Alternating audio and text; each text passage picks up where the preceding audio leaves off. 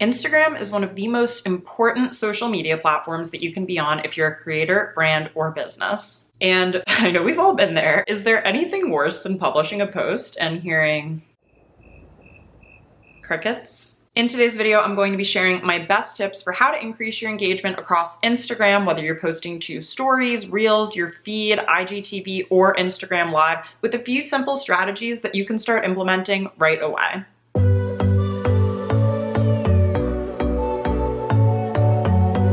What's up, everyone? Welcome back to my channel, or welcome if you're new here. My name is Austen and I am a fashion and beauty content creator based in New York City. If you are a content creator and you're looking for the best tips and tricks to help scale your influencer business, please consider subscribing to my channel. I'm here every Tuesday sharing new videos for you all about the influencer industry, content creation, and so much more. So hit the red button down below to subscribe to my channel, and don't forget to turn on the notification bell so that you never miss a video from me. For anyone who doesn't know me, I've been a digital content creator for 9 years now, and I've built up a following of almost 12,000 people on Instagram, and I've also managed to maintain a high level of engagement, which really sets me apart, especially compared to other influencers of my similar following size for brands who are casting campaigns and considering influencers to work with. So first, let's review how to calculate your engagement rate on Instagram, and then we'll get into some of my best tips for increasing your engagement. Now, I'm not the best at math, so if I can do this, so can you. To calculate your Instagram engagement on a post, all you have to do is add up the total amount of likes and comments and divide it by your total number of followers. Multiply that number times 100 to get your engagement rate for that particular post. Now, typically you'll want to average all of those numbers for your last 12 or so posts to get an accurate representation of what your average engagement rate is from your recent content. If you've done this math and you're wondering, so is this good? Is this a good engagement rate? Just so you know, typically a good engagement rate is anywhere between 1 and 5%, and it does vary a little bit based on your account size. I found this helpful chart from a website called Planex that helps you calculate your Instagram engagement rate. I'll leave a link to it in the description box down below. And it basically shows that if you are a smaller account with fewer than 10,000 followers, you might have an engagement rate average around 5%, whereas if you're a larger account with maybe 1 million plus followers, a good engagement rate for you would actually be right around 1%. This is just because accounts with a smaller following typically do have a more engaged audience than accounts with a larger following. And if any of you use the influencer marketing platform they actually show you in your own personal profile where your engagement rate is in comparison to other influencers of your size. So you can get a sense of if you're on par with the average engagement rate. Let's get right into some strategies with my favorite part of Instagram, which is Instagram stories. The reason I want to start with stories is because this is one of the best ways to drive up your engagement, and I feel like it has the lowest barrier to entry. So if you are trying to revive an Instagram account you have maybe been ignoring for a few months, or you really just want to do little things to start to step up your account, I feel like this is the easiest way to help boost those numbers and start to interact with your community again. And the reason it's so easy is because Instagram actually has built in so many cool functionalities to stories that make it very easy for your audience to engage with you. I think the absolute easiest way to start getting your engagement up is by using the polls feature on Instagram. The other day, I threw up a poll asking if people prefer coffee or tea, and it spiraled into a whole other series of polls asking about chai, white chocolate chai versus gingerbread chai, hot chocolate versus apple cider. It turned into a whole thing because not only were people responding to the polls, but they felt so into the conversation that they were DMing me their thoughts about it. And this is something simple that's actually not really related to my niche of fashion or beauty, but it got my audience talking. Absolutely everyone loves sharing their opinion, and when it's as easy to do as hitting a button, they'll do it right away. Another cool way to increase your engagement is by using a question box. And I actually like to use the question box in a slightly different way than I think Instagram initially presented it. Because when you open up the question box on Instagram, the auto-filled in text says, "Ask me a question." And I think it's less interesting to make it about you and more interesting to put it back onto your audience. So I like to use the question box to honestly ask people for recommendations.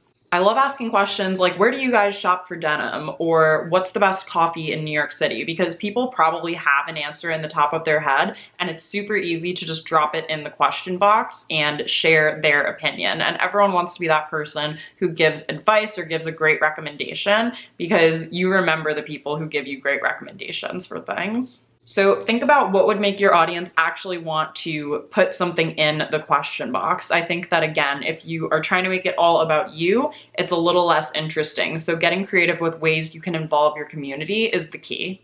I've also used the quiz feature every once in a while to do a little get to know me. So I'll ask people, do you know where I went to college?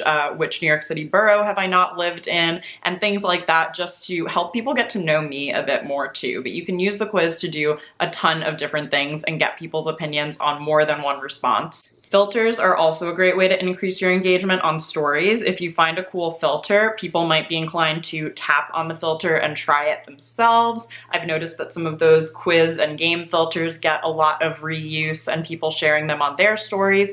And you could even try creating a filter on your own, because other people will share that and you'll get more traffic back to your profile.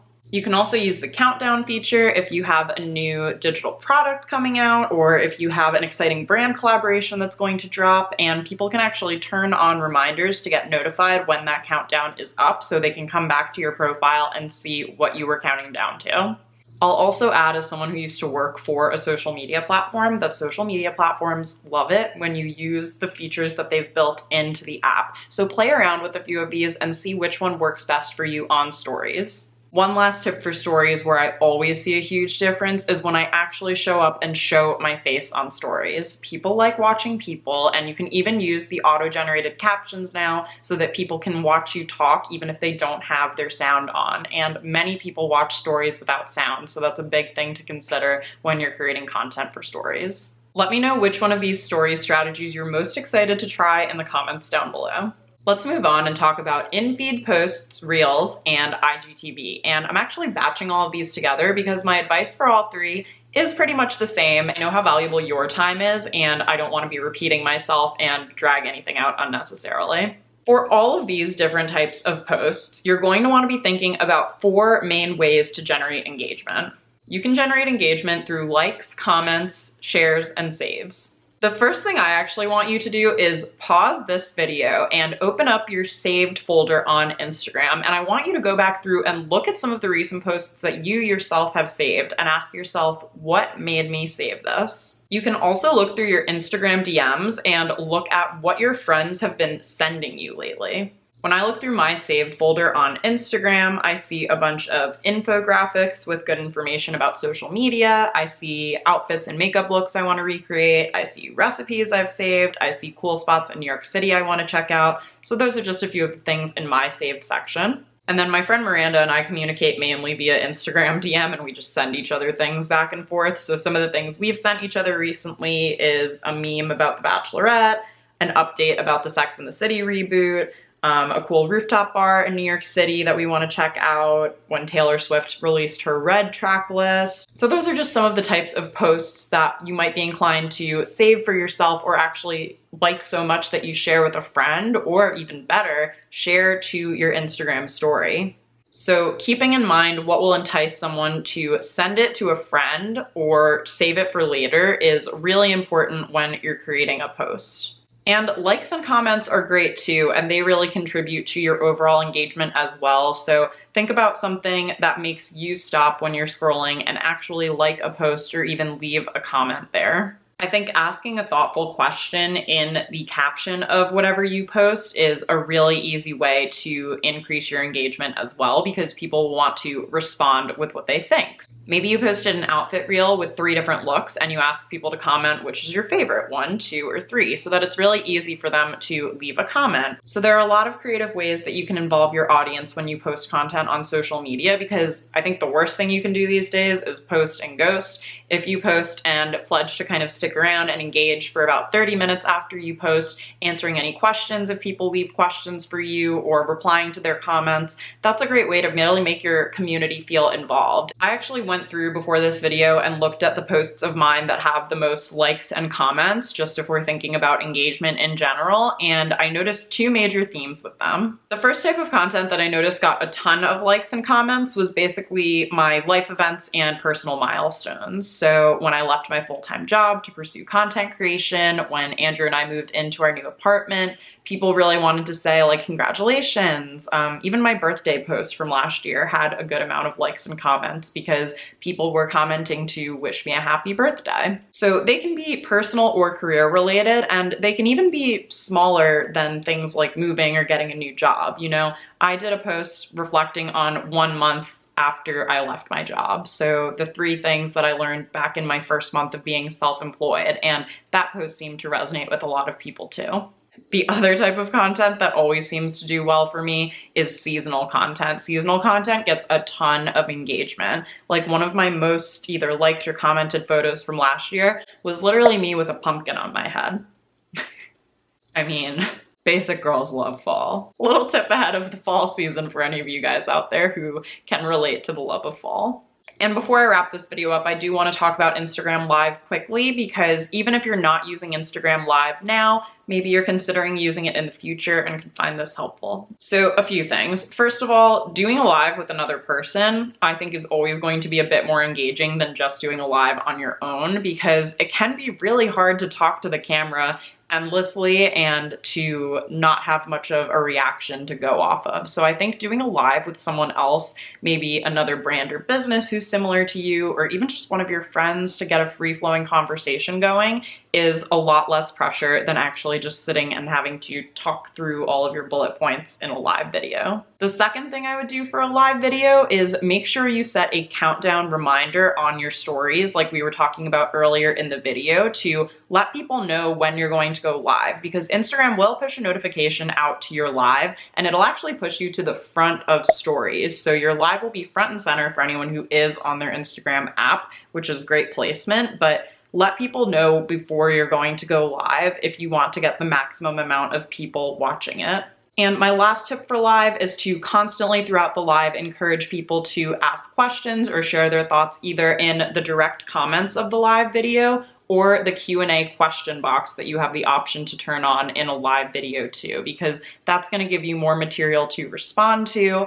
You'll be able to actually give your audience what they're looking for and not just what you think they want, because you're able to have that exchange in real time. And I think that that is something that more and more content creators are going to need to get up to date on in the future, as live streaming, and especially live streaming in relation to e-commerce, kind of start to grow together. I did share a few content ideas in this video about like life milestones and seasonal content, but if you want even more content creation ideas, I did want to mention that my free guide, the Influencer Launchpad, contains 30 content ideas that you can tailor to any niche. So no matter what you create or post content about, you can take these content ideas and make them work for you. And there's 30 of them. So you can actually have a whole month of content, like, done and dusted, ready to go, and you don't have to think of it yourself. You can just grab it from the guide. So if you want access to the guide that also has a few quizzes in it, basically directions to set up and choose your content pillars, and everything you need to really kickstart your Instagram career, you can download that from austentosone.com/subscribe or by clicking the link down below in the description box to get your free copy of the Influencer Launchpad. So now is the fun part where you guys get to go test out these ideas, and don't forget to come back and leave me a comment and let me know how they're going, which tips and strategies worked best for you, and if you still have any questions about increasing your engagement on Instagram that I didn't answer in this video, feel free to leave me a comment down below. I always try my best to read as many of them as possible and get back to you guys. And finally, please don't forget to subscribe to my channel if you haven't already, for new videos every Tuesday, all about content creation, influencer tips, and how to navigate this crazy world of social media. And you can even turn on the notifications so that you never miss a video from me. And feel free to leave me a thumbs up down below if you liked this video and learned something new. All right, you guys, go after it. You know what to do now. Thank you so much for watching my video. I'll be back next Tuesday with a new one for you, and I hope you have an amazing rest of your day. Bye.